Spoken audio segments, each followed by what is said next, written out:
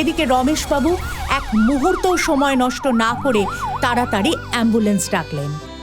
হসপিটালে চোখ খুলেই অহনা দেখল তার পাশে দুটো ফুটফুটে ফুলের মতো শিশু শুয়ে আছে। এরা দুই যমজ সন্তান, যাদের জন্ম দেয় অহনা, এক ছেলে এক মেয়ে। সেই নিষ্পাপ শিশুদের মুখের দিকে তাকিয়ে অহনা তার সব দুঃখ কষ্ট ভুলে গেল।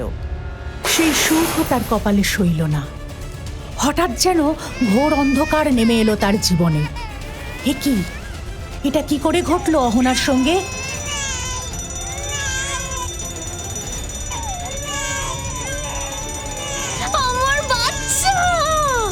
সেদিন হসপিটালে এক অপহরণকারী এসে অহনার সদ্যজাত পুত্র সন্তানটিকে তার কাছ থেকে ছিনিয়ে নিয়ে পালিয়ে যায়। সন্তান হারানোর শোকে অহনা মানসিকভাবে বিপর্যস্ত হয়ে যায়। তার শারীরিক অবস্থারও অবনতি হতে থাকে।